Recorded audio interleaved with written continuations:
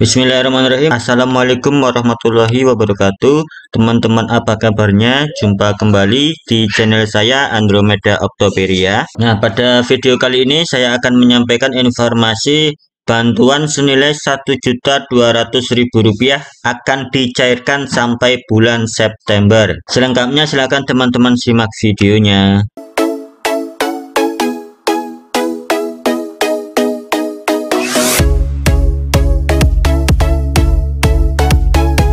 Nah, sebelum kita lanjut ke informasinya, buat teman-teman yang baru bergabung dan menemukan channel ini, silakan untuk klik tombol subscribe dan nyalakan notifikasi loncengnya. Tentunya channel ini akan terus mengupdate informasi yang bermanfaat buat teman-teman semua. Yang sudah subscribe channel ini, saya ucapkan terima kasih.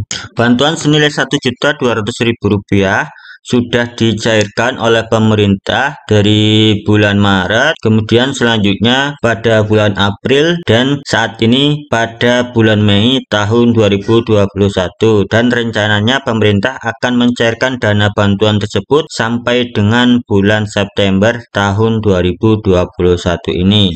Nah, informasi selengkapnya silakan teman-teman simak video ini. Ini penting sekali, terutama untuk Pak Edi Satria. Pak Edi Satria, ini ada pertanyaan di tahun 2021, pemerintah kembali menyiapkan anggaran 15,36 triliun rupiah untuk disalurkan kepada 12,8 juta pelaku UMKM, dan hingga awal Mei ini sejauh mana perkembangan penyalurannya, Pak? Baik, Mas Akbari, alhamdulillah sejak diputuskan oleh KPCPEN tanggal 1 Maret lalu, memang benar sekali direncanakan 12,8 juta penerima yang merupakan kombinasi ya antara penerima yang lama dengan penerima baru.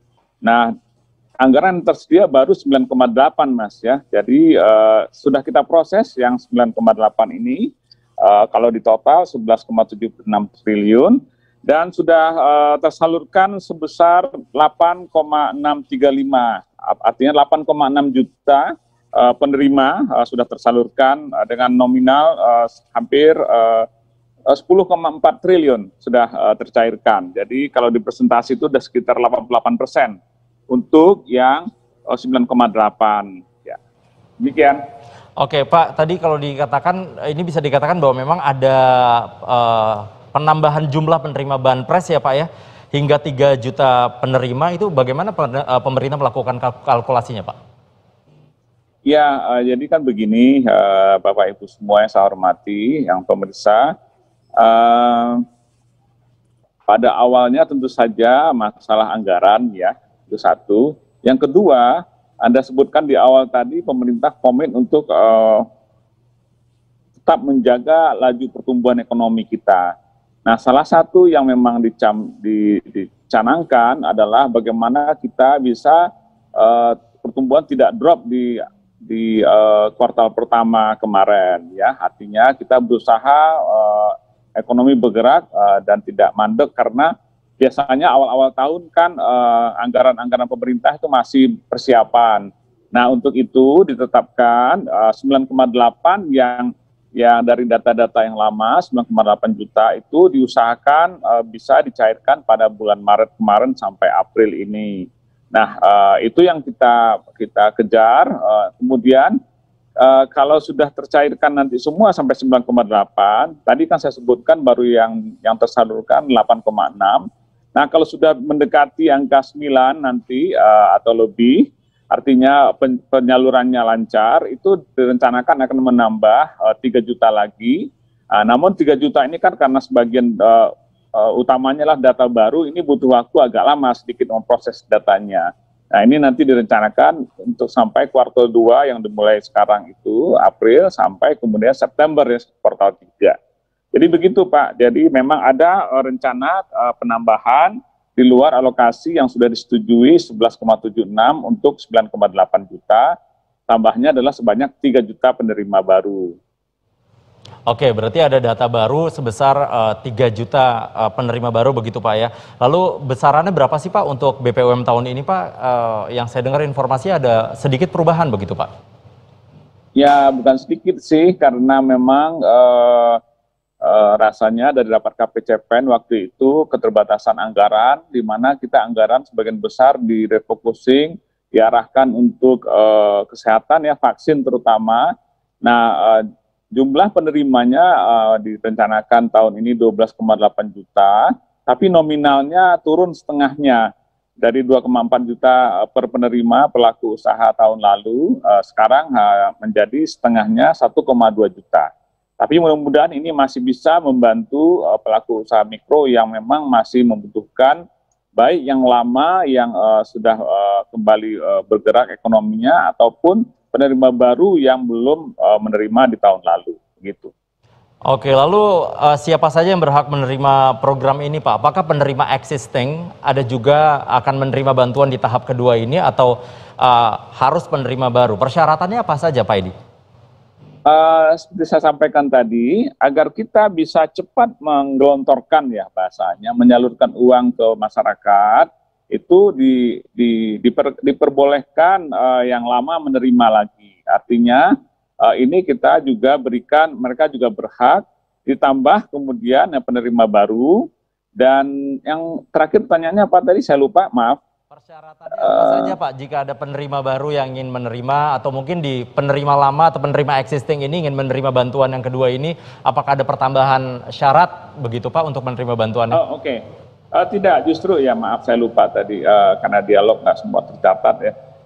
Justru kita permudah syarat-syaratnya, tapi kriterianya tetap dia harus pelaku usaha mikro yang tidak menerima KUR, tidak sedang menerima KUR, kredit usaha rakyat.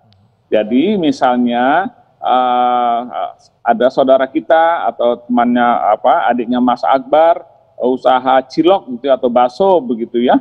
Nah, mereka ini mencicil motor untuk berkeliling menjualan baksonya itu dari perbankan misalnya ya, bukan dari KUR ya, dari bank standar yang konvensional dia pinjam, kemudian harus mencicil katakanlah 200.000, 300.000 per bulan. Nah, ketika pandemi terjadi, baksonya kan berhenti itu, sehingga cicilan motornya sulit terbayar. Nah, ini mereka berhak sekarang. Kalau yang tahun lalu itu tidak berhak. Nah, ini kita perbaiki, kecuali yang menerima KUR, artinya adalah dari pemerintah ya, kredit pembiayaan dari pemerintah.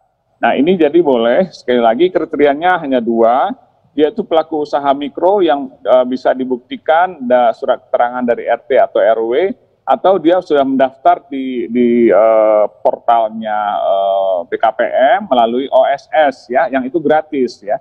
Dan syaratnya yang kedua adalah tidak sedang menerima KUR. Begitu. Oke, kalau tahun lalu ada yang saya dengar ada persyaratan harus menjadi nasabah Bank Nasional begitu, Pak. Kalau tahun ini apakah juga demikian, Pak? Untuk mempermudah transfer begitu? Enggak, apa transfer? Untuk mempermudah pemberian bantuannya, kan nanti akan ditransfer ke bank tersebut begitu, Pak? Enggak, tidak ada banknya yang ditunjuk adalah ya sebelum melengkapi saja. Banknya sekarang itu penyalurnya adalah BRI, BNI, dan BPD. Rencananya demikian. Kemungkinan kalau daerah-daerah terpencil nanti akan kita lanjutkan dengan PT POS. Tapi ini kita belum PKS dengan PT POS. Begitu. Oke. Selanjutnya Pak, kalau kita lihat banyak penduduk Indonesia atau warga yang harusnya menerima BPUM ini kesulitan untuk mengakses gitu ya program ini. Bagaimana akhirnya pelaku UMKM ini mengetahui bahwa dia menerima bantuan, Pak? Iya, pertama untuk akses ada dua hal di situ ya. Pertama untuk akses, mereka itu harus mendaftar. Sekarang itu Pak, pengusulnya hanya dinas kabupaten dan atau kota yang membidangi koperasi UMKM. Dulu ada beberapa pengusul, lembaga pengusul ya, ada perbankan, ada koperasi, ada kementerian-kementerian. Nah ini untuk lebih memudahkan dan satu pintu serta untuk efisiensi dan juga keamanan ya. Nah ini ditetapkan melalui dinas kabupaten kota. Nah para calon penerima yang mau diusulkan itu mereka harus datang atau berkomunikasi dengan dinas itu dan melihat syarat-syaratnya di sana. Nah, kemudian kalau sudah melakukan proses usulan, sudah diajukan oleh kabupaten kota, disampaikan ke kami via dinas provinsi. Nah, nanti akan ada perbankan mengumumkan kepada orang-orang itu, akan di-blast biasanya SMS atau akan dihubungi dengan cara-cara yang dipilih langsung oleh perbankan yang kami tunjuk tadi. Nah, itu mereka langsung bisa mengetahui. Biasanya ada link yang diinfokan oleh perbankan via SMS atau lewat WA, kalau HP-nya sudah ada WA. Biasanya juga ada lewat lewat website begitu. Jadi nanti mereka akan mengecek langsung ke sana. Oke.